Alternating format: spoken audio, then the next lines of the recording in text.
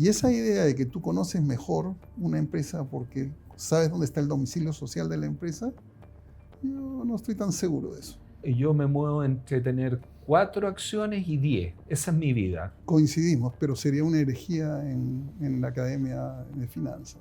Esa vaca lechera, reinviértela en la misma empresa. O sea, Entonces, ¿para qué sacarla? No, pero si eso ya no es problema mío. Como dices tú, yo no administro esa compañía. Hay que tener cuidado, eso es un error lo que está diciendo Tomás. ¿Por qué?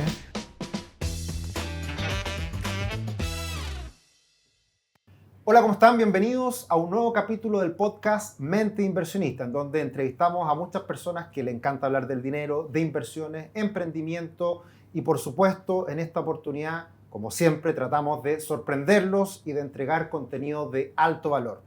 En esta oportunidad nos acompañan dos tremendos expositores, tremendos amigos de la casa, ya podemos decir.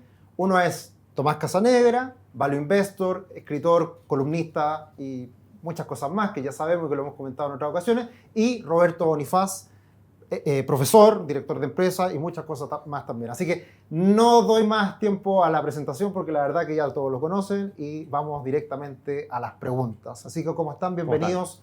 Gracias por estar acá nuevamente. Feliz de estar acá. Muchas gracias por la invitación. Fantástico.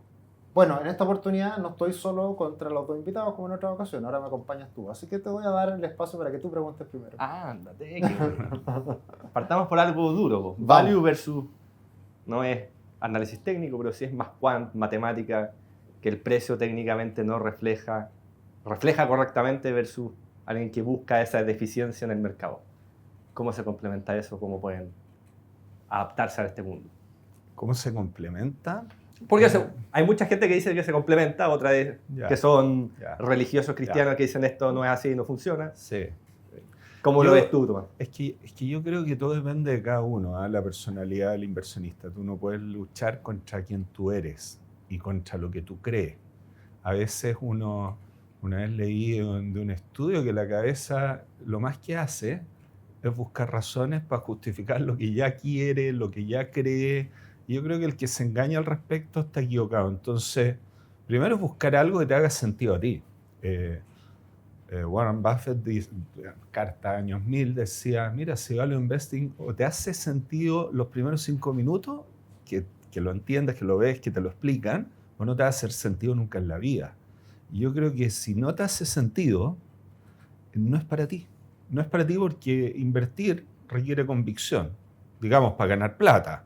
Tienes que poner con ganas, con entusiasmo, tener convicción de que estás haciendo las cosas relativamente bien. Entonces, si estás siguiendo algún modelo que te hace cierto ruido, por ejemplo, a mí el tema de que los precios reflejan de alguna manera en todo momento y en todo lugar lo que valen los activos, era una cosa, me acuerdo del primer curso de economía, finanzas, no sé, en la universidad muy chiquitito, que dije, en buen chileno me están hueveando.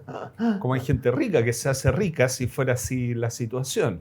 Como que nunca me lo tragué, lo encontré muy bonito porque la matemática, cuando tú asumes, aquí Roberto sabe mucho más de esto que yo, pero si tú asumes agentes racionales, la matemática que puedes desarrollar creo que es más fácil que en la otra situación. Puedes hacer modelos preciosos. Preciosos. Que no tiene nada que ver con la realidad. No tiene nada que ver con la realidad. Fíjate, una vez me cuestioné un tema, hay una ecuación, disculpa que me estoy yendo para cualquier lado, pero maravilloso. Está esta ecuación de valorización de opciones de Black-Scholes, que es preciosa. O sea, cualquiera que le guste la matemática dice, wow, ¿ya? Y tiene una cosa que yo no me he dado cuenta, pero que el valor de una opción de comprar algo, que en mi perspectiva value, comprar algo a un determinado precio va a hacer más sentido si yo creo que el desvío es mayor. O sea, si de alguna manera yo creo que estoy realmente comprando a descuento. Y la ecuación no dice nada de comprar a descuento. Parte con el precio spot en ese momento de la cuestión, del activo. ¿Ah? Y te toma de ejemplo que es equilibrio. Y tú dices, ¿cómo una call va a valer lo mismo si estoy comprando a descuento, estoy comprando a sobreprecio? Y dices, no.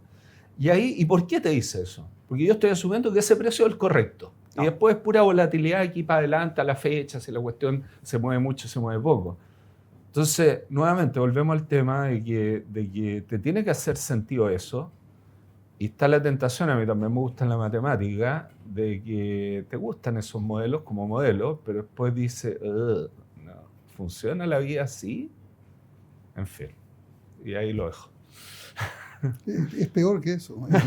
El modelo ni siquiera usa la tasa de interés de mercado, usa una cosa llamada tasa neutral al riesgo, que viene de un matemático ruso que ahí tienen bastante tiempo libre cuando te mandan a Siberia, de apellido Kirsanov, que encuentra que, si bien es cierto, no puedes predecir la tasa de crecimiento de una acción, y cada tasa de crecimiento va por su riesgo asociado a una tasa de interés, de todas las posibles combinaciones hay una que funciona, que es tasa de crecimiento igual a tasa libre de riesgo, ¿ya?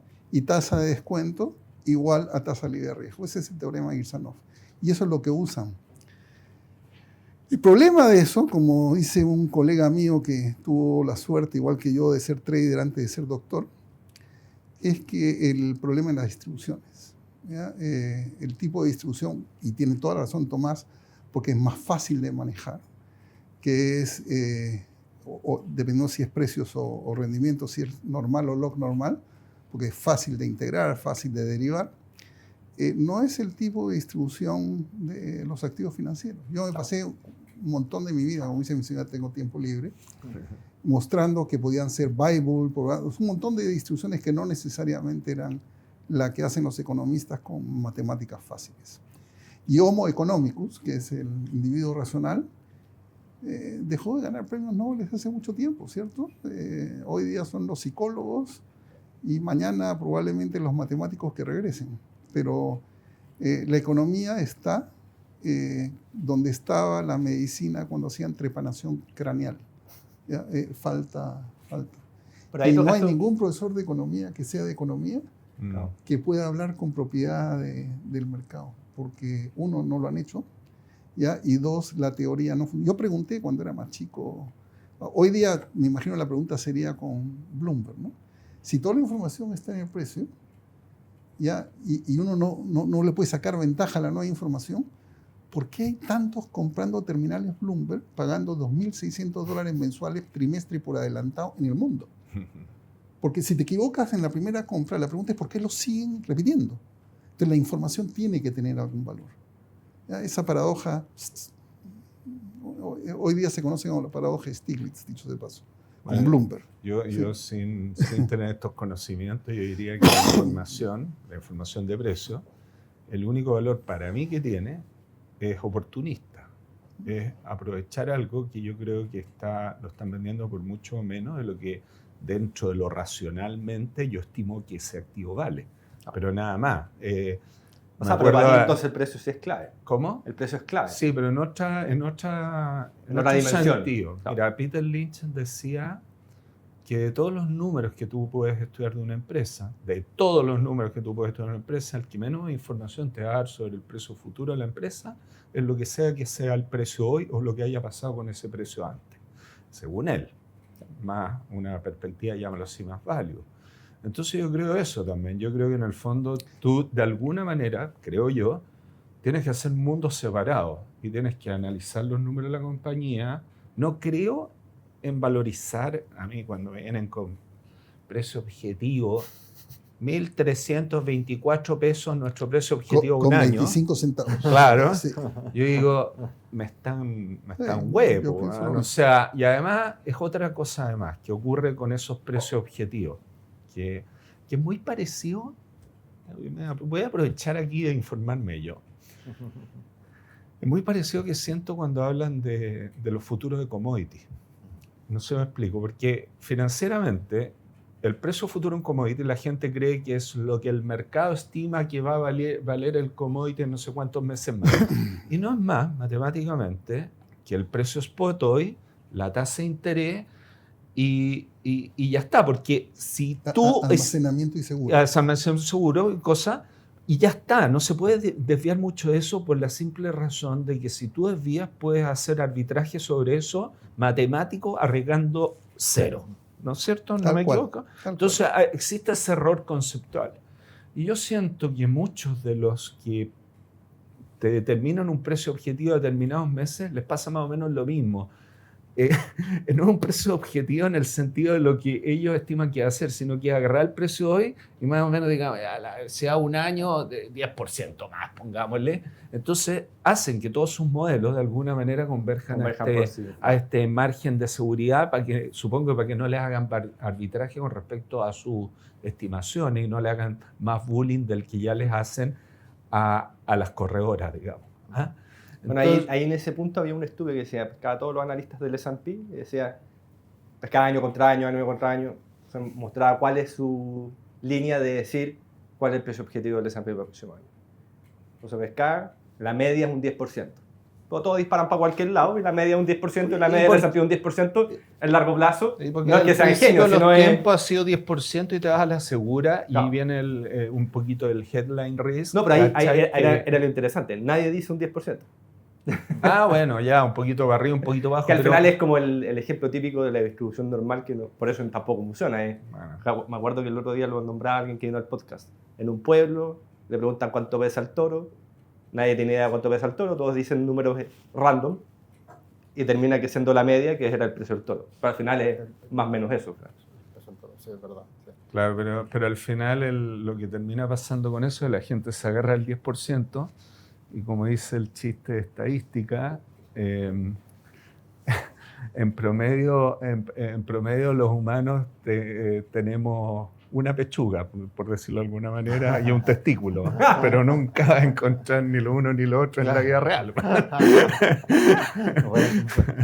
Pero bueno, el chiste quizás subió tono, pero está tan temprano. Pero va a la línea. Es ilustrativo. Sí, muy ilustrativo, no lo había escuchado nunca. Sí.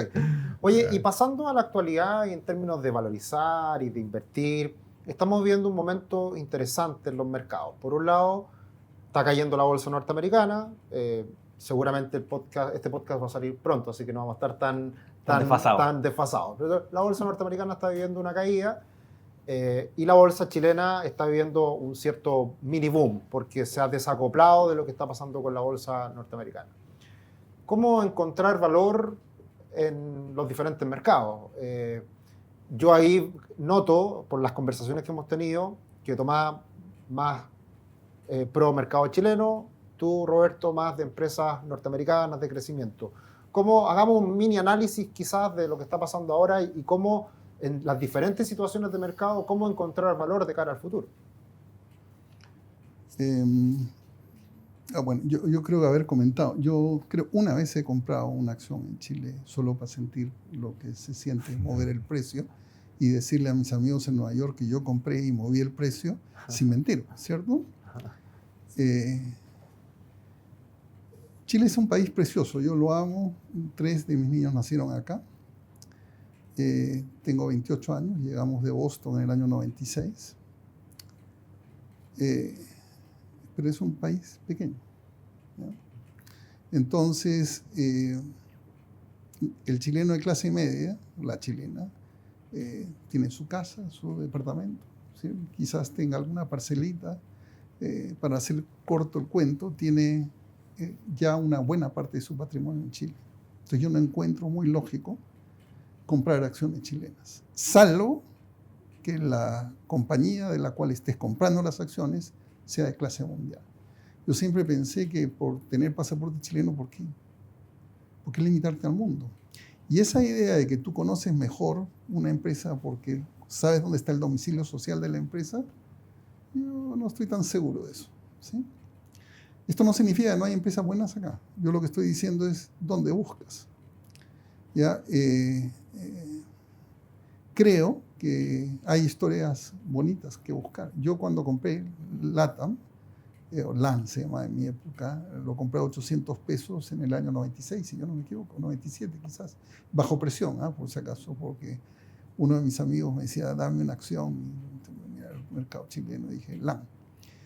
LAN era clase mundial en esa época. Primero que todo era una compañía de transporte de carga que llevaba pasajeros, pero los ingresos venían por ahí. Y segundo, era de clase mundial. Yo he volado casi todo. Cathay Pacific, que también se ha venido abajo, pero era muy buena. Singapore Airlines, Emirates, Qatar, todos los he volado, ¿sí? Y en ese entonces era de clase mundial. Cuando se anunció la posibilidad de la fusión o sea, el latinoamericano de habla española que va a Brasil quiebra siempre. Es culturalmente Distinto. y te abrazan y te dicen disculpe cualquier cosa en portugués, ¿no? Yo ahí supe que iba a haber un problema. Culturalmente es un problema.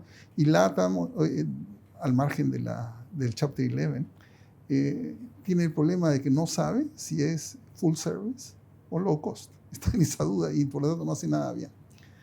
Entonces yo prefiero, porque yo no sé cómo lo hace Tomás, pero probablemente por lo que estoy viendo, lo opuesto mío, y quizá él tenga razón. Yo soy top-down, ¿ya? Que significa, cuando yo entrené a los muchachos en las mesas de dinero en Chile, en el BCI cuando yo manejé, BCI Fondos Mutuos, yo le decía, los lunes teníamos lo que se llaman las hipótesis de inversión, ¿sí? La acción, o cualquier activo, ¿no? Yo he traído de todo. La acción es un instrumento, ¿sí? Lo importante es el dinero del cliente. Entonces, primero las hipótesis de inversión. Tú tienes una hipótesis de inversión y de ahí buscas la mejor manera de materializar esa hipótesis, que puede ser comprar tal o cual acción. Pero nunca al revés, nunca, por ningún motivo. Porque hay el viejo chiste de las llaves, que no voy a contar, ¿no? Que dice, profesor, tú ves dos muchachos en la noche arrodillados cerca de un auto buscando cosas. Yo le digo, es un chiste, por si acaso. ¿Qué ha pasado? Es que hemos perdido la llave del auto. ¿Y están seguros que están acá? No, pero están buscando acá porque acá hay luz. Es lo mismo que reducir el espacio en el que vas a buscar, ¿sí? Entonces a mí me gusta eso. Mis ideas, algunas buenas, muchas malas, por supuesto, pero trato de no reducir. Y en el proceso de tener algún acierto de vez en cuando, aprendo, ¿ya? Y no, insisto, no tengo nada malo contra las acciones chilenas, pero hay dos conjeturas, ¿ya? Que no creo que sean correctas, que es porque tú eres chileno y la acción tiene domicilio social en Chile, tú conoces más. Eso es mentira, ¿ya? Tú conoces más, tienes que hablar con la gerencia, tienes que conocer, además es gracioso, ¿no? Yo aprendo más de una compañía gringa con ADRs leyendo los 20 Fs que acá. Acá hay en la ley 18046 el deber de reserva. Entonces no te cuentan sus visiones a futuro. Y en Estados Unidos están obligados. Entonces, tú lees el 20F y sabes cosas que el chileno que lee memorias acá no sabe, ¿ya? Entonces, yo es por eso. Yo creo que yo invertí mi patrimonio espiritual viviendo en Chile, ¿ya? Y sigo viviendo en Chile, pudiendo vivir. Mi señora es alemana, yo soy gringo, peruano, nacido en el Perú, pero tengo pasaporte gringo, que últimamente no lo muestro mucho, no es tan bueno, ¿ya? Sí, estoy yendo a Alemania como peruano, que no necesito visa. Ya no como gringo, porque la última vez me tiraron el pasaporte, ¿ya? No, es que es gracioso. Entonces, mi inversión emocional es vivir acá, ¿ya? Y tenemos alguito de patrimonio acá, pero en el resto prefiero el mundo. No tiene que ser Estados Unidos, por si acaso. No, esto no es una idea de que tenga que ser Estados Unidos. Yo prefiero ver las alternativas de inversión. Y para no marearme y decir que hay 4.500 en Estados Unidos, en mi tiempo eran 7.000, y 7.000 en el mundo que vale la pena mirar, no.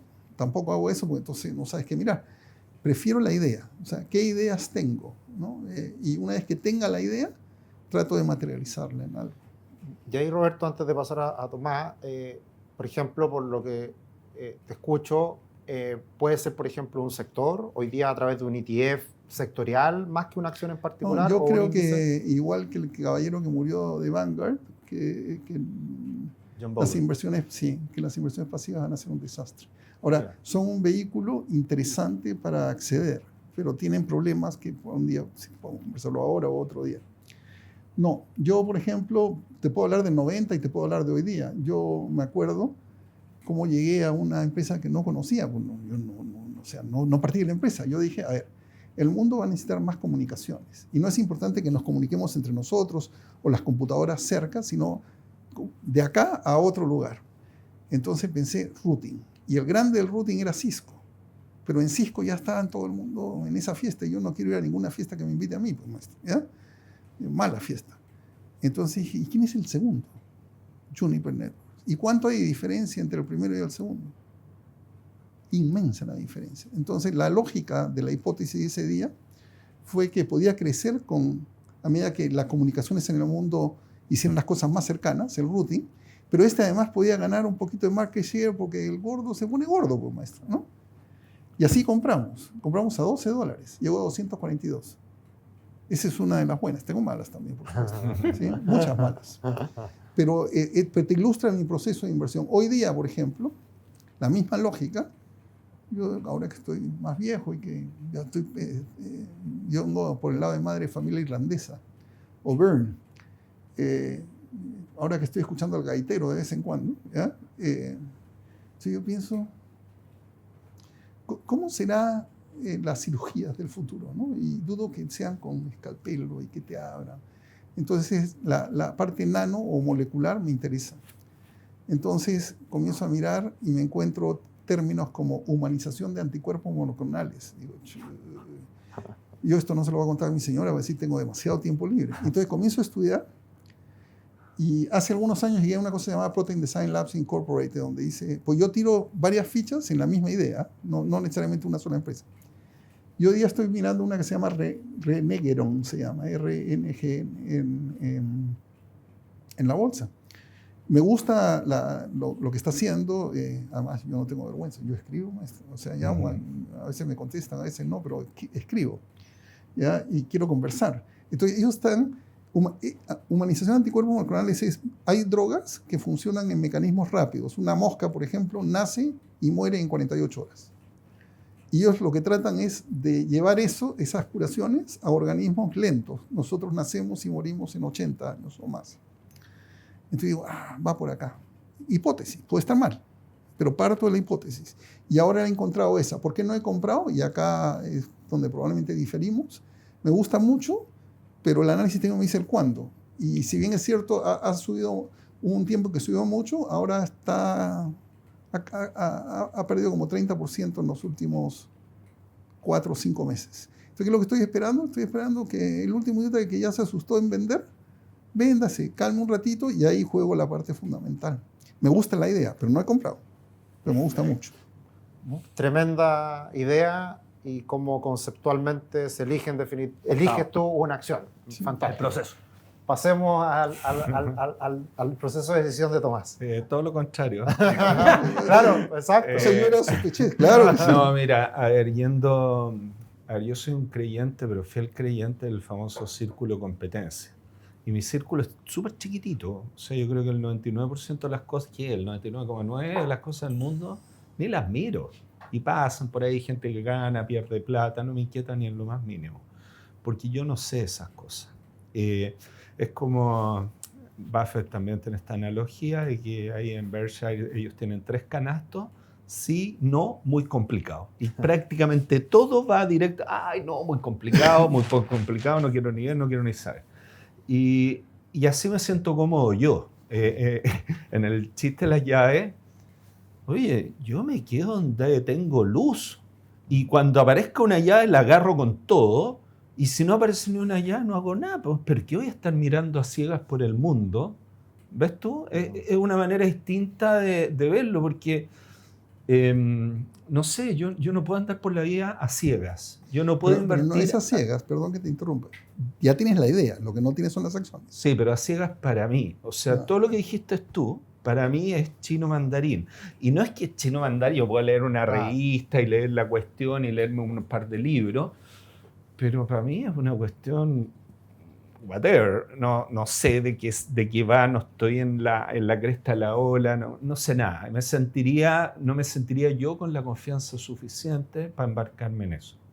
Entonces yo busco otras cosas que son más sandía escalada. Sandía escalada en el sentido de, volviendo al tema de por qué el resto del mundo y no Chile. Bueno, primero, macro, el tema macro para mí es, lo que tú ves negativo de Chile yo lo veo positivo. O sea, yo siento que la inversión, alguna vez hice esta analogía en algún lado, y la voy a repetir, que es como, no sé, pues si tú eres futbolista, tú nunca te vas a hacer rico a no ser que vayas a Europa, por decirlo. Jugando en la segunda división, tercera división de Chile. Los Toros de Osorno. Claro, no, porque no sé quién. Entonces tienes que ir a mercados competitivos. En inversiones, al menos para el nivel que yo manejo, que es mi patrimonio, puta, yo puedo ganar siento que quiero jugar con los malos, no con los buenos. ¿Por qué voy a ir a jugar con los buenos? O sea, es como cuando a mí me dicen acá, no, yo tradeo, te estoy inventando, bono del Tesoro Americano. Y digo, tú tienes el mercado más sobresaturado del mundo, weón, con más gente mirando de Santiago de Chile, weón, directo al éxito. Entonces yo no entiendo por qué meterse en problemas y en cosas más difíciles, y siento que en los últimos años en Chile, cuando tú dices, yo no tengo ninguna, y estoy muy de acuerdo contigo, tú no sabes más de una empresa por vivir cerca de la empresa. Es una tentación, pero no es una realidad. Tú sabes más de la empresa que sabes más, estén donde estén. It happens to be, para mí, que están en Chile porque la he estudiado más. Puede ser por un sesgo de nacionalidad, por lo que sea, pero la he estudiado más. Pero no es por una cosa geográfica, de cercanía, ni cultural, ni podría ser. Si me he dedicado la cantidad de tiempo que he dedicado a empresas chilenas a estudiar las empresas coreanas, sería el seco en empresas coreanas, o sea, no seco, pero sabría mucho más, ya. Pero lo que me pasa con Chile particularmente, y de los últimos años, justamente por esta falta quizás de competencia, creo yo, o pánico generalizado, es que veo esas oportunidades que son para mí sandía calada, y lo he dicho muchas veces, como hubo estos años compañías en Chile que tú, con un alto nivel de confianza, no altísimo, alto, arriba de la mitad, por lo menos para mí, tú podías tener cierta tranquilidad que en los próximos 5 años, en dividendos, ibas a recuperar lo que invertiste en la acción. Y ahí a mí me queda una maquinita que me genera flujo hasta que me muera. Y nada más. O sea, yo ando buscando un payback y ojalá lo más corto posible. Esto requiere, suena simple, pero requiere análisis, entender el fundamento del negocio, qué industrias te metes y qué industrias no te metes, ver un montón de factores, la reinversión de utilidades, cómo está el balance, que no se vayan a morir en el camino, un montón de aspectos, e ir a lugares donde tú digas, oye, pero si esto está a N descuento por no sé qué razón. En general son empresas chicas que nadie mira, y Chile tuvo ese privilegio, entre comillas, para nosotros inversionistas. Yo creo que recién, ahora, bueno, no recién, ya llevamos un par de años que la bolsa anda casi todos los años de Boric, pero yo te diría que desde el estallido social para el frente, y esto nuevamente, cuando a mí me dicen que los mercados son eficientes y rápidamente incorporan, oye, son lentos a morir, se pueden tomar 2 o 3 años en darse cuenta de las cosas. ¿Para bien o para mal? Lo venimos hablando en café hace Lo 3 años. de la TAM, ¿cuántas veces nos sentamos aquí y decimos, ¿qué hace la gente cuando ya tenían anunciado el Chapter 11? Cuando ya sabían que lo que le iban a cortar el pelo eran $6.000 millones a los acreedores, cuando sabían que el market cap que había sido fijado era 10.000, que iban a emitir 1.000 veces las acciones actuales. Esto así, el VA numerador por denominador, y te da al final 10 pesos por acción, 9 pesos por acción, y estaba a 300. Tú ya sabías lo que iba a pasar en meses más. Y la gente tonteando ahí, y tú dices, ¿cómo tan lento? ¿Cómo el mercado es tan lento? ¿Ah? Y por eso digo, para bien o para mal, el mercado es súper, al menos el mercado ineficiente, como el chileno, claro, es súper lento para pegarse la teja. Todos, maestro, no solo el chileno. Todos. Claro, yo no he estudiado los otros, pero me llama mucho la atención. No, todos. Ahora es importante porque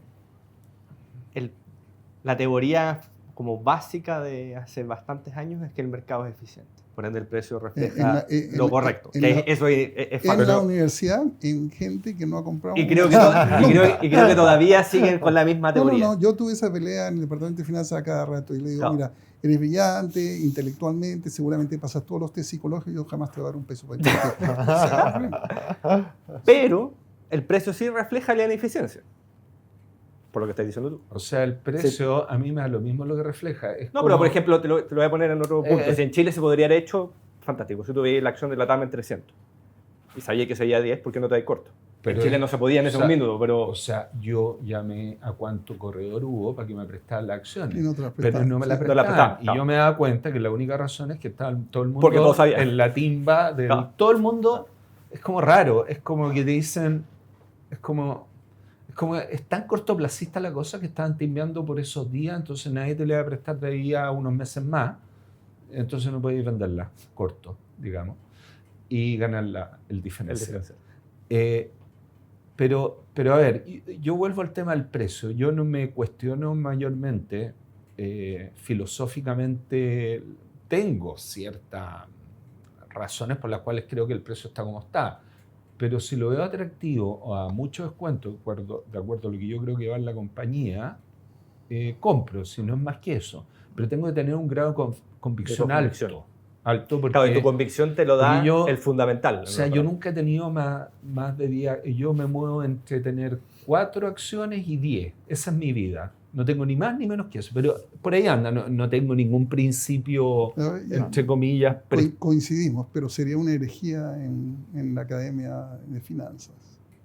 ¿Ya? Coincidimos. Uno tiene que tener las acciones que puede controlar, no las 200 de diversificación. Exacto. O sea, es que además cuando uno tiene un poquito de plata y va e invierte.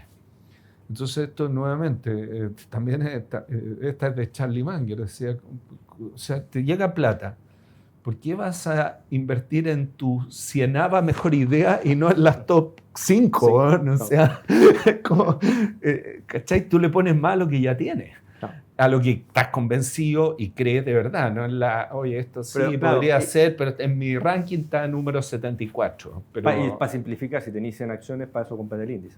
Claro. No, y además, si supieran matemáticas, mis colegas economistas sabrían que el nivel de diversificación después de la 10ª acción. Ninguna. Exacto, mira, por eso, a 50, 100 empresas ya estáis levantando de acuerdo. Ya estamos de acuerdo en eso, pero ahora voy a decir algo en lo que no estoy de acuerdo. Dale. Primero que todo, es bien importante, yo no tengo ninguna intención, ninguna posibilidad, pero tampoco ninguna intención de cambiar cómo invierte él, es su plata, él tiene derecho y yo respeto eso, ¿sí? Pero si yo estuviera aconsejando a un muchacho joven, una muchacha joven, a mí me interesa el interés compuesto, no el interés simple. Y dividendos es un error, ¿ya? Dividendos significa que la plata es mejor cuando te la dan que invertida en un negocio. A mí me gustan negocios buenos, como dice Warren Buffett. De hecho, Warren Buffett, Berkshire Hathaway no ha entregado dividendos nunca, excepto 1967. O sea, ellos no creen en los dividendos. No, al revés, diría yo. Ellos creen, y todas las empresas en que invierten en general son dividenderas, ahora último no, porque ya no existen, pero lo que ellos también saben, que ellos invierten mejor que cualquiera es que ese punto es el que me quiero agarrar. El dinero vale más en empresas cuyos negocios son buenos. Entonces, si te están devolviendo dividendos, o sea, primero, la razón por la que en Estados Unidos ya no se hace es porque es ineficiente desde el punto de vista tributario. Pero segundo es, el dinero que tú devuelves es dinero que dejas de utilizar en un negocio que en teoría debe ser bueno. Y ahí es donde funciona el interés compuesto. Es decir, todo el dinero sigue trabajando. Yo busco ese tipo de empresas donde valga la pena que el dinero siga trabajando, ¿ya? O sea, por ejemplo, empresas que tienen grandes porcentajes de recompra en relación a las utilidades serían una mala empresa. Hoy día son recompra, pero, por ejemplo, empresas que... A ver, ¿qué dicen, por ejemplo, algunos de mis colegas? No voy a mencionar nombres porque nadie que no se pueda defender acá, yo nunca hablo a las espaldas de nadie, ¿sí? Pero entonces me dicen, así por eso de evaluación de empresas, y cuando te hacen ese tipo de preguntas, tú ya sabes lo que viene combo, ¿no? Así por eso de evaluación de empresas, sí. ¿Y las empresas se evalúan por flujo descontado? No. Tú evalúas por flujos descontados. Amazon entró a la bolsa en noviembre de 1997. Y hasta el 2015 sus flujos operativos nunca fueron positivos. Y hoy día es una de las empresas de mayor capitalización bursátil en el mundo. Nuevamente, la pregunta es cuál es la hipótesis de inversión. Ellos estaban cambiando una hipótesis que en Chile todavía les ha costado, que es que para vender no necesitas metros cuadrados. Ojo que eran libros al comienzo, y yo compraba todos mis libros en un bookstore, y yo me iba a la Argentina, al Ateneo, y me llenaba una maleta llena de libros, maestro. O a Nueva York, a todas las famosas, Barnes & Noble, por ejemplo, ¿no? Ellos hicieron una premisa. Y entonces yo le digo, tienen que tener mucho cuidado con tener reglas que ustedes no entienden, ni yo tampoco, ¿eh? La pregunta con la que Damorán se molestó conmigo en el almuerzo fue cuando le dije, tú tienes como premisa que el valor de una empresa es el valor presente de los flujos descontados. Me dijo, es lo que hay. Pero la pregunta es, pruébame tú matemáticamente, ¿ya?, que es los términos de una progresión geométrica, donde la tasa de descuento afecta a cada componente del flujo por igual. No tiene ningún sentido. Ahora, matemáticamente es muy lindo. Y no tiene ningún sentido cuando las tasas son nominales, son negativas, cosa que le expliqué. Entonces, yo, por ejemplo, creo que el valor, para no hablar del precio, tiene que ver con las cosas a futuro. Pero que eso se puede poner matemáticamente de una manera muy simple. Por eso es que no entiendo el value investment. Value investment debería reconocer que el valor es una cosa subjetiva. Pues Tomás lo habla muy bien, ¿no? Porque siempre dice el valor para mí. Y ahí no tengo ningún problema, ¿ya? Pero no existe tal cosa como o sea, nosotros cuatro no vamos a poner de acuerdo nunca nada sobre el valor de nada, ¿ya? Entonces, es el valor para ti. Hoy día no tenemos las matemáticas suficientemente sofisticadas para poner esa abstracción subjetiva llamada valor en forma matemática que se pueda calcular. Yo no sé exactamente la temperatura de este cuarto, pero estoy seguro que está más frío que la última vez que vine. Y eso es como uno trabaja en el mercado. Tú piensas si podrá mejorar, subir, producir más, generar más. Pero es muy difícil saber si vale, por eso los decimales, ¿no? 1.542 pesos con 23 centavos. Entonces, las inversiones pasan por ideas. Ahora, y pasan por estados de ánimo. Si Tomás se siente más cómodo en cierto tipo de industrias, ¿ya? Asumiendo que tiene controlado el riesgo abajo, yo me río porque yo sé que eso no, para mí no es verdad, ¿sí? Está bien, está bien. Además, ha tenido resultados para probar que está bien. No tengo ningún problema con eso.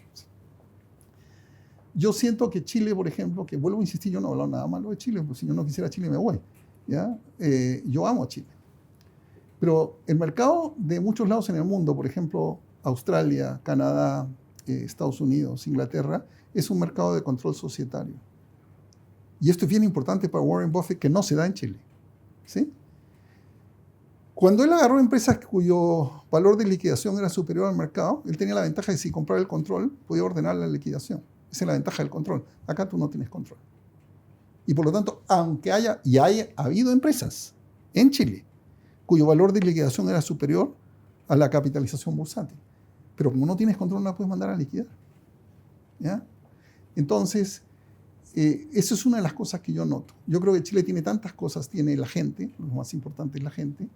Tiene paisajes preciosos, tiene la Patagonia, tiene tantas cosas que la pregunta es si 7 acciones o 8 acciones relativamente líquidas que yo no mueva, ¿ya? Deberían tomarme atención. Para mí no, para Tomás sí, y yo respeto eso. Porque si tú no te sientes cómodo con lo que estás haciendo, va a ser un desastre, ¿ya?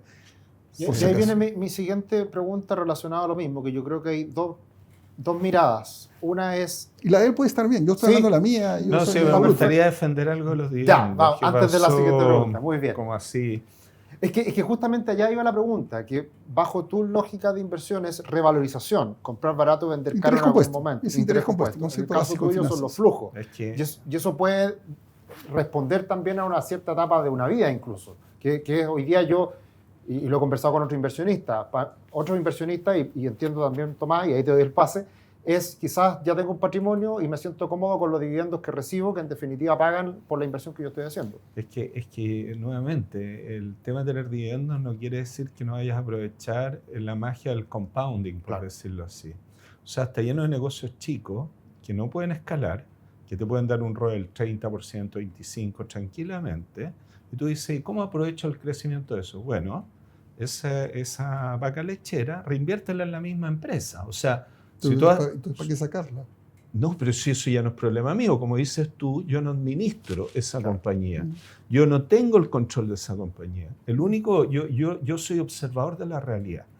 Y cuando hacen estos cálculos a través de décadas, tú sabes la compañía que desde fines de los 60 hasta el 2010 más rentó en el mundo, y la industria que más rentó en el mundo, fue una vaca lechera en reinvirtiendo dividendos, que es Philip Morris.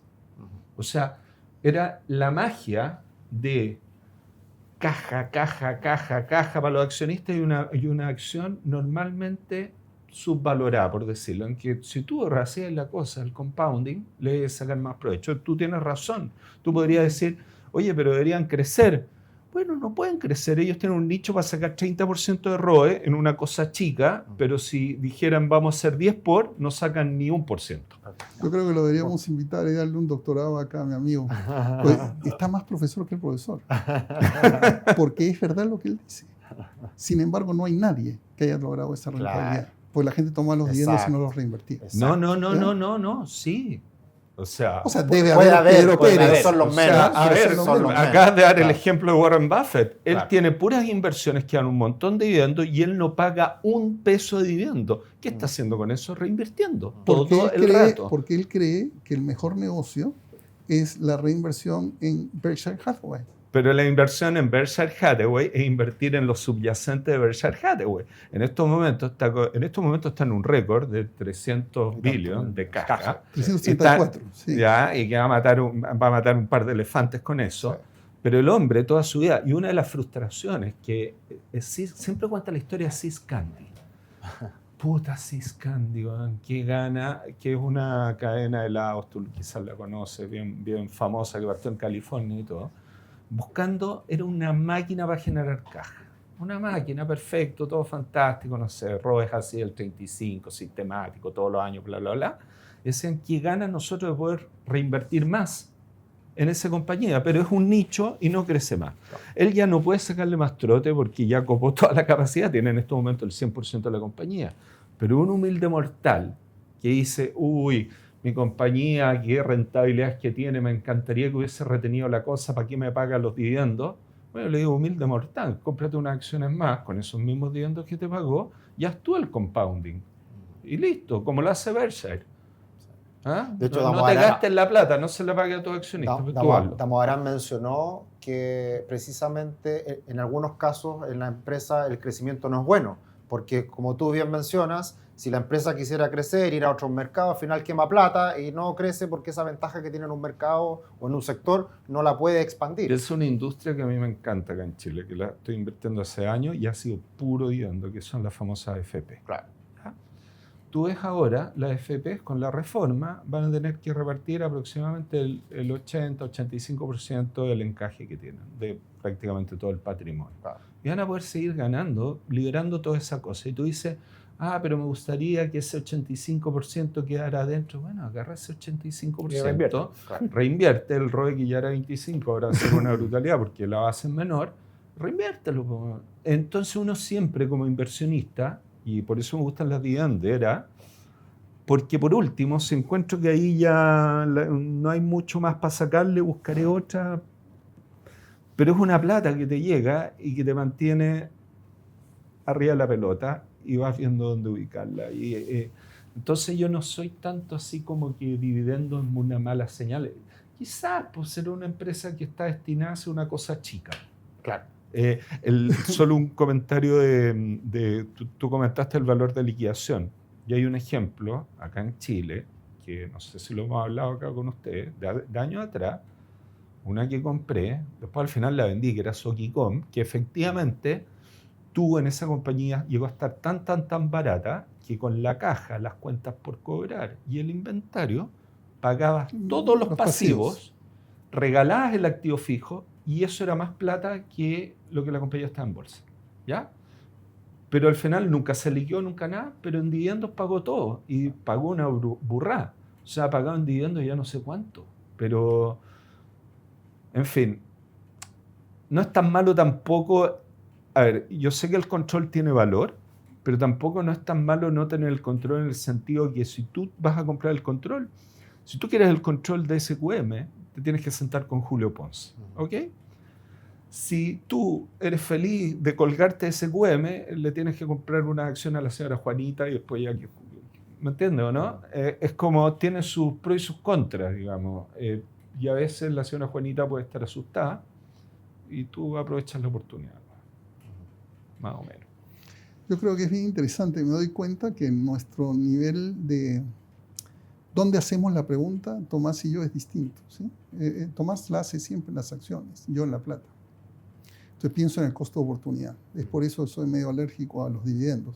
Es más, prefiero Yo sé que en Chile hay la ley del 30% porque un accionista minoritario enjuiciará a la compañía, es lo más cercano a un milagro. Sucede 2 veces y te beatifican. ¿Sí? Pero en una empresa que da, exigirle que entregue el 30% de utilidades es grosero, maestro. Deberían quedarse adentro. Porque vuelvo a insistir, quizás a mí me deforma el hecho que yo moví plata de terceros profesionalmente. Yo tenía que responder por esa plata. Que significa, si algo me había dado, el viejo dicho irlandés, what have you done for me lately? Si algo había dado pero ya no da, ya no debería estar ahí. Y si es lo que más da, entre eso, o sea, la ley no me permitía 7 u 8, que es lo que yo hago hoy día personalmente, porque tenía máximo 10% en cada fondo, por si acaso, en Chile, ¿no? En un hedge fund no importa. Pero la pregunta es, el ideal es ponerlo donde ajustado por tu percepción de riesgo, porque es otra cosa que no se puede calcular, ¿ya? Por tu percepción de riesgo tienes los mejores rendimientos. Entonces yo siento que no hay ninguna ley en Chile que evite que un extranjero compre acciones acá. Y no hay ninguna ley en Chile que evite que un chileno compre acciones afuera. Entonces la pregunta es, ¿por qué limitarte? Tú efectivamente te haces cómodo conociendo algo, ¿ya? Y quizás en el caso de Tomás está cómodo, ya conoce una serie de acciones acá en Chile. Y no digo que no renten. Yo digo, ese es su estilo, yo lo entiendo, pero no se lo recomendaría jamás a alguien de 22 años. ¿Ya? Chileno, sobre todo, ¿no? Dado que ha mencionado a Buffett como 5 veces, yo recomiendo un libro, yo sé que los has leído, Snowball, todo eso, pero recomiendo un libro que creo que no has leído, que es el de James Altucher, que es la diferencia entre lo que Buffett dice y Buffett hace. ¿Ya? ¿No? Es bien interesante. Value Investors no compran oro. Claro que compran oro. Buffett compró Barrick Gold en 2020, por si acaso. Mi tenencia es de largo plazo o forever, como dicen en inglés. Mentira. En el 2018 compró, yo lo miro los 13F. Hay que mirar las cartas. Yo entiendo eso, que creo que es lo que le está haciendo. Pero hay que mirar los 13F, que es cómo invierte. Una cosa es lo que habla a sus accionistas y otra cosa es cómo invierte. En el 2018 compró Oracle. En el tercer cuarto estaban las acciones y en el cuarto no estaban. Por ende, las tiene que haber tenido menos de 3 meses. No sé cuándo vendió, no te dice. Entonces, un montón de las cosas que dicen, él no hace. ¿Ya? Dicen las malas lenguas en Nueva York, en mi época, que él decía que es forever porque las suposiciones eran tan grandes que no podía salir y no quería que los chiquitos como yo salieran antes como esto. Dicen, ¿ya? Yo no creo que sea... Él es el abuelito tibio que todos queremos, entonces no voy a hablar mal de él. Gran inversionista, en condiciones que nosotros no podemos replicar porque él compra el control.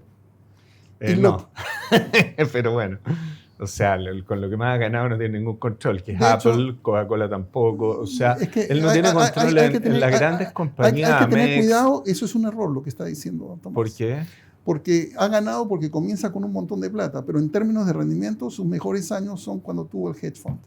Sí, mucho antes. Entonces, porque el inversionista, yo nunca voy a poder ganar lo que gana Buffett en el sentido de que si él invierte $1 billion y gana 2%, ya ganó más que yo.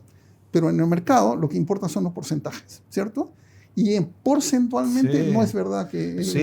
Y al revés, yo discrepo totalmente. O sea, yo he estudiado los primeros años, he visto las inversiones que hace. A ver, varias cosas. My favorite holding period is forever. Lo explica en una carta y con contexto. Dice, a mí me encantaría una compañía que sea tan buena, que su ventaja competitiva dure hasta el fin de los tiempos. Y yo, la verdad, mientras vea eso, no voy a vender. Porque ¿para qué? Después para mí es un problema, ¿qué hago con la plata? Y lo explica en ese contexto de que él, y eso es una filosofía que le metió Charlie Munger, porque antiguamente efectivamente le dijo, veamos el quality y todo eso. Entonces también la frase, obviamente como todo el mundo, él tiene también cartas entre que dice razones para vender. Y la principal y número 1, en buen chileno, es que la cagué. Había una contingencia ahí que no me había dado cuenta. Aerolíneas. Hay muchas que en pandemia salieron al tiro. pero hay muchas otras que él se dio cuenta muy rápidamente que había algo ahí que en buen chileno, y a todos nos ha pasado, a mí nos ha pasado, a todo el mundo. Pero sí creo que los grandes inversionistas es el que tiene el holding period más largo que uno pueda ver, si lo hace como promedio. Entonces, y al principio, los primeros años, la verdad es que lo que él, a ver, cuando él tuvo su mini hedge fund que lo cerró y devolvió la plata, una Lo cuestión cerró inusual. cuando su hedge fund compró Berkshire Hathaway. Claro, en paralelo había comprado Berkshire, Sí. que era una fábrica textil que pensó que le iba a dar vuelta, se dio cuenta rápidamente que no, y lo ocupó como cáscara, porque era una empresa efectivamente que tenía activos que él pudo liquidar, ¿ya? Cero crecimiento, la industria como textil iba a perder plata y dijo, mejor invierto participaciones menores en pequeñas compañías.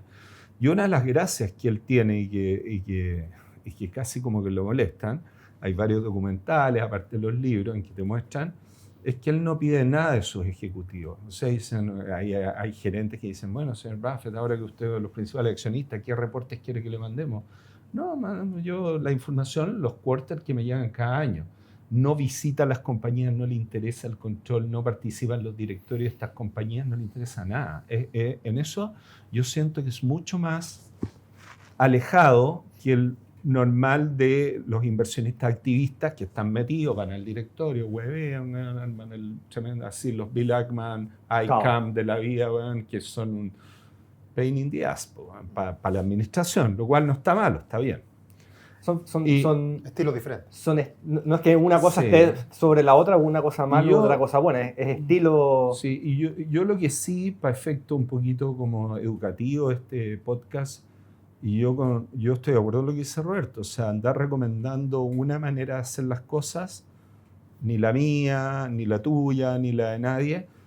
Yo realmente siento, y esto ya es lo que yo siento, en el mercado te va a ofrecer todo tipo de productos, manzanas, peras, duraznos, no sé qué. Entonces, andar diciendo si son mejores los duraznos o los plátanos, puta. A ver, tú tienes que saber en dónde tienes la convicción de que un plátano te va a hacer más feliz que un durazno o viceversa, porque el mercado te pone a prueba. Te pone a prueba. Entonces, yo lo único que le diría a los jóvenes, parece una tontera, y esto es como penca, porque es como decir, no existe la ola mágica, pero sí busquen algo que ustedes están convencidos, cosa que cuando hayan estos ciclos naturales que siempre hay, en que tu teoría, tu tesis de inversión anda mal o el mercado anda asustado, tú no salgas corriendo apanicado, no cometas errores. Sigue ciertas reglas. A ver, tampoco quiere decir, dentro de las reglas puede estar justamente que si eres fundamentalista como yo y compraste y viste una debilidad en el balance tremenda, un pasivo contingente que se armó, bueno, claro, soldado que arranca sirve para otra guerra, pero desde el punto de vista de que tienes que estar convencido de tu tesis de inversión o qué es lo que tú crees, yo creo que es fundamental. Si no la hay en barrar, va a estar muy mal. Yo lo único que quiero decir es que hay cosas, al margen de reconocer las virtudes de Warren Buffett, que él hace que no están disponibles para nosotros. Él invirtió en Goldman Sachs, ¿sí? Pero pidió preferreds al 9% con un precio bastante distinto al que podía haber estado en el mercado. Entonces, yo creo que hay algunas cosas que le puedes recordar, pero lo otro, que para mí es bien importante, sobre todo cuando la gente mira balances, mira esas cosas, es, te estás olvidando, estás mirando la flecha, pero no el indio. Antes, las gerencias no cambiaban, o cambiaban después de mucho tiempo, ¿sí? Hoy día, las gerencias cambian. Apple hoy día es distinto después de la muerte de Steve Jobs, pero muy distinto también desde que se fue Johnny Ives, que era la persona que nos enseñó el iPod de ese entonces, en fin. Entonces, en el análisis hay que ver, en mi opinión, siempre el equipo. Los resultados, cosas como el ROE, que yo no uso por mis razones, o book value, o la contabilidad en general, ya separada de entender la visión de los equipos, es peligroso. Yo creo que lo que hay que hacer con la gente joven es no ponerle las antojeras de los caballos, ¿sí? Hay que dejarlas que exploren y eventualmente encontrarán algo con lo que se sienten cómodos. Me preocupa de decir, yo voy a hacer exactamente lo mismo que funcionó en los 70, en los 80, cuando hoy día el mundo ha cambiado. Hoy día las empresas duran menos, Agarrar 50 años para atrás, ¿ya? Y decir la rentabilidad de IBM no tiene ningún sentido. IBM vendía máquinas de escribir, mainframes, mini computers, desktops, laptops, y hoy día es una empresa de servicios. Sigue teniendo el mismo nombre, pero son modelos de negocio muy distintos. Entonces, yo siento que lo que hay que analizar son personas, modelos de negocios, independientemente del root, o en Estados Unidos sería el ticker de la empresa. Y no, me preocupa como profesor de 40 años encasillarlos. Esta es la única manera de invertir. Yo creo que eso es peligroso, ¿ya? Yo creo que la gente eventualmente va a encontrar las formas. Y yo prefiero un poquito de freestyle, ¿ya? De gente flexible que pueda decir esto funciona y me siento cómodo. Yo creo que el sentirse cómodo es absolutamente importante. Y yo no critico, ni nunca voy a criticar, ¿ya? El estilo personal de inversiones de un tercero.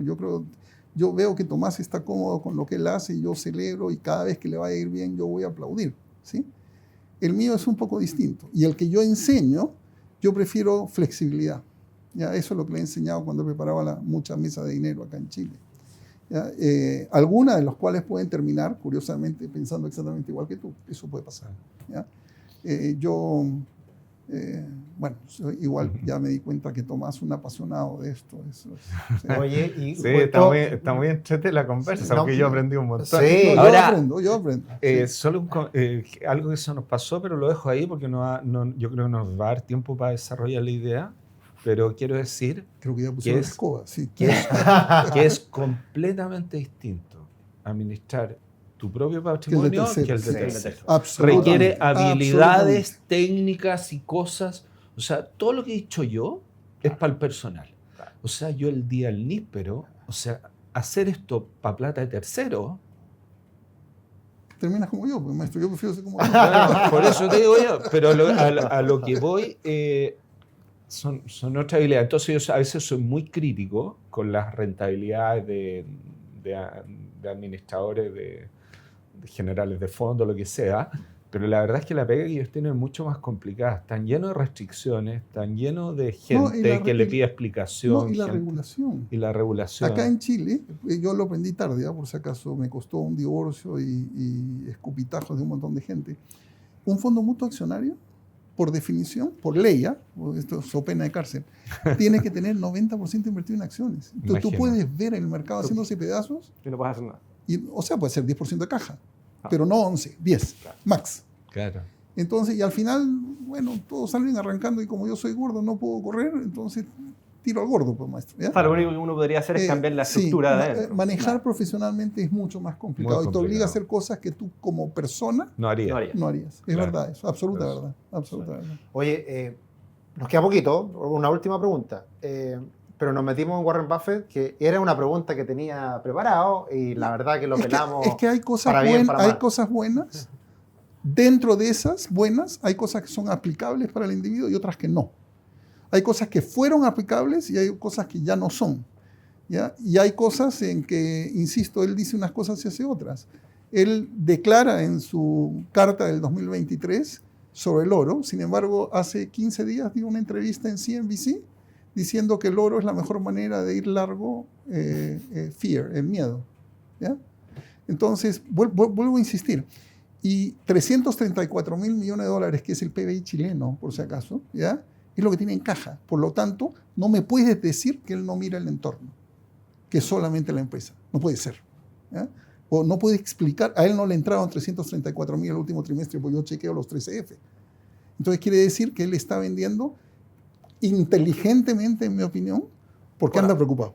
Ah, claro. ¿Ya? Y eso superó a la potestad. negocio. Así es, eso es. La última pregunta. La última No, pregunta. sí, no era un comentario, pero al final, y para los que nos están escuchando, yo creo que ambos coinciden en lo mismo, todo esto son cajas de herramientas.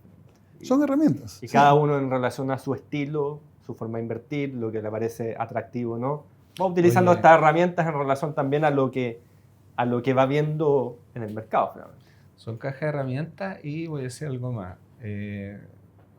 No debería decirlo, ya lo voy a decir, pero también también es un hobby, pero un buen hobby. Tú te tiene que gustar esto. Ah, sí. sí. Yo no creo en gente buena en algo que no le guste.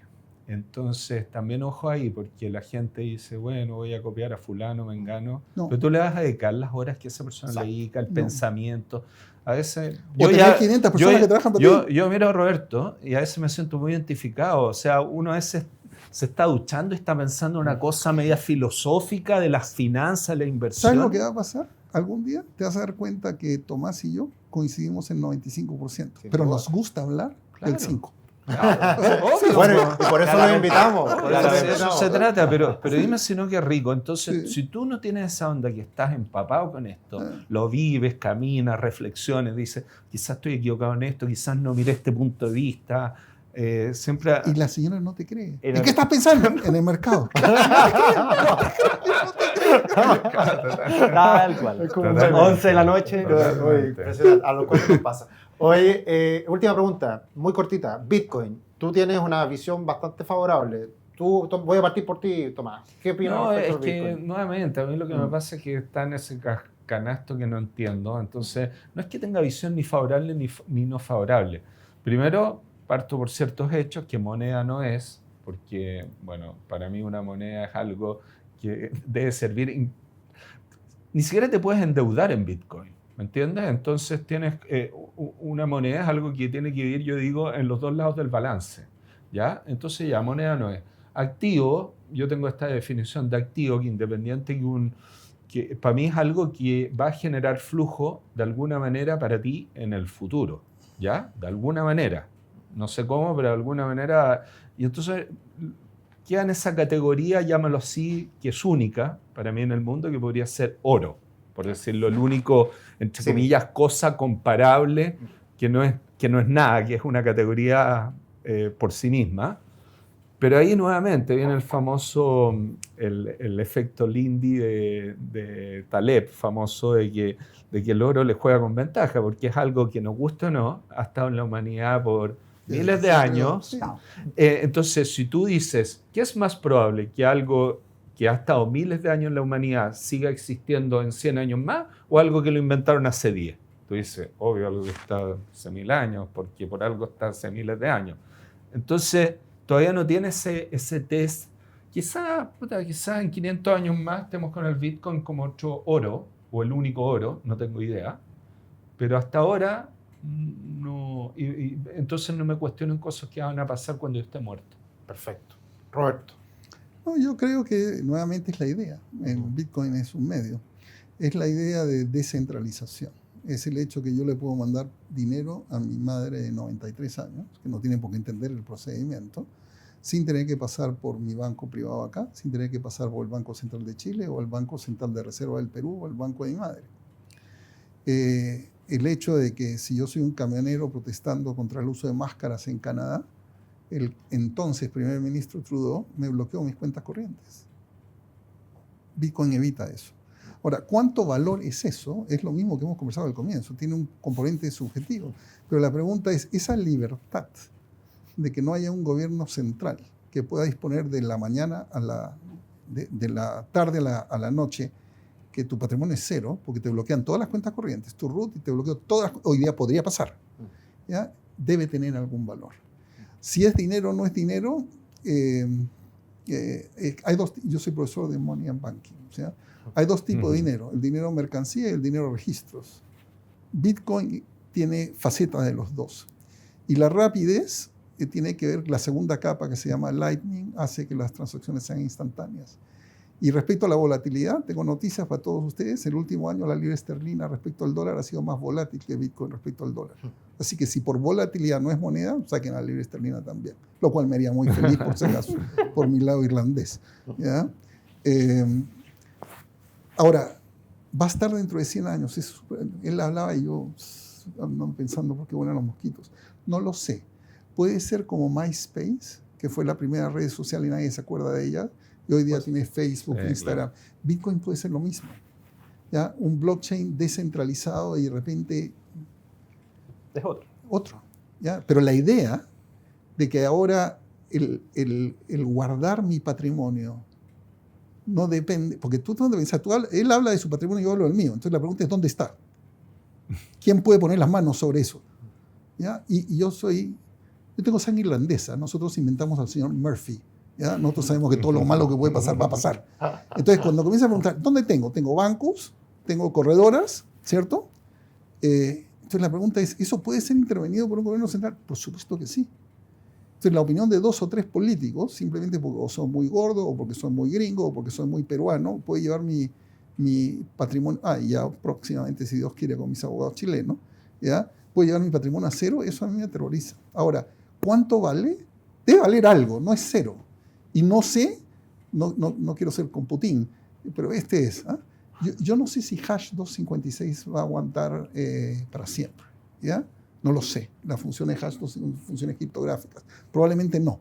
Y no tiene nada que ver con quantum computer, porque mi hijo me dijo que no.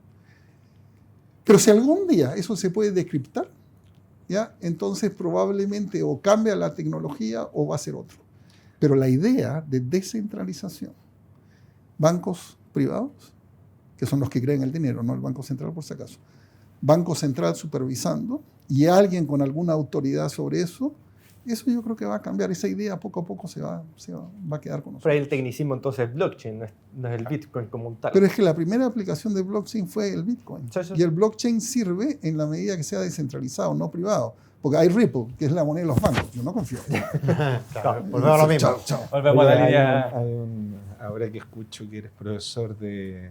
¿Cómo se llama el curso que llamaste? Money and Banking, sí. Ya, interesantísimo. Yo creo que es un tema que da para otra charla. No, ¿Qué- sí, qué lo es vamos a dinero? invitar ¿Qué es muchas veces dinero? ¿Qué es dinero? Sí. Porque, Y los economistas están mal. oye, no, y hay tendencia. Yo estaba leyendo ahora últimamente libros más bien de antropólogos, del Graeber, origen del dinero. Graeber. Es que no me acuerdo uno que se llama Debt, The First 5,000 Years. Graeber, que murió Ese. hace poco con él. Y otro más que Él lee buenos libros. otro que me Ese es tremendo encantó, libro, David Graeber. The Price of Time. Ay, maestro, esos son los libros. Bueno, Los economistas piensan ya que el trueque vino antes que el dinero. no, El dinero vino cree, antes que el claro, trueque. Bien por ti. es que, pero hay ciclos. Vamos a invitar a almorzar a este compadre. Sí, por supuesto. En estos 2 libros Sí. explican un concepto que es súper interesante, lo dejo así, que es como, me acordó a la física cuántica, que no sabes si algo es una partícula o una onda y nunca puedes definir. Y aquí dice el dinero, puede ser crédito, deuda pura y dura, un reconocimiento de deuda, pero también puede ser un commodity, Mercancía. una Bien. mercancía, un pasando y pasando, Ese- a cambio, yo te paso Ese es esta. mi lenguaje. Y el tema es que esto, en los ciclos de la historia, y te lo explican bastante bien, esto ha ido evolucionando. Hay momentos que el dinero ha sido más crédito y hay momentos que ha Ha sido sido más commodity. mercancía. Sí. Y yo creo que el Bitcoin tiene esa cosa que nosotros llevamos mucho tiempo acostumbrados a que el dinero fuera crédito puro y duro, que es cuando uno dice que tengo tanta plata en el banco. No, el banco tiene una deuda contigo Así es. y si el banco... Ni siquiera es tu plata. oye, tú tienes un papel que Un papel que tu dice- supuesta plata, ya. Y Bitcoin puede ser que pase, que estemos pasando de alguna manera, estoy Está voladero perfecto. luso, No, está perfecto. a una, de a poco O una por lo menos yo nueva estoy de era, acuerdo, sí. a una nueva era de comoditizar el dinero. Eso. De, yo te paso conchitas, tú me pasas tu chaqueta, por decir. Que es evitar ¿Ah? que infles, que Claro. sigas Sí. produciendo. Pero mira, lo que quiero decir que... Yo no sé si él está perfecto, pero yo estoy de acuerdo con él. No, sí, oye, Qué bueno, vamos a si estás terminar. de acuerdo conmigo, tú también estás perfecto. Eso lo bueno, estamos terminando. Terminamos en Estamos un terminando acuerdo. absolutamente de acuerdo y lamentablemente ya se nos pasó el tiempo. Vamos a hablar muchas veces más, sin duda. Amigos de la casa, Tomás, muchas gracias. Roberto, como Gracias a siempre, ustedes. un placer. Y gracias a Tomás. La verdad que Gracias una a ti. conversación que a nosotros nos apasiona, aprendemos mucho y obviamente ustedes que nos siguen semana a semana también de haber sido un placer este capítulo. Vamos a repetirlo. Tratamos ahí de generar alguna rencilla, se logró. Me encantó el tema de Warren Buffett, pero al final imagínense, hablamos y coincidimos con el tema de hacia dónde viene el Bitcoin y estas cosas que son tan interesantes. Así que invitados a nuestro podcast Mente Inversionista tanto en Spotify como en YouTube. Por supuesto, síganos, denle un me gusta, compartan información. Muchas gracias, Fernando, como siempre. Gracias, Tomás, nuevamente. Gracias, Roberto. Gracias, y nos vemos Sergio. Gracias en a otro todos capítulo. Que ustedes. estén muy bien. Gracias, Tomás. Gracias a ti.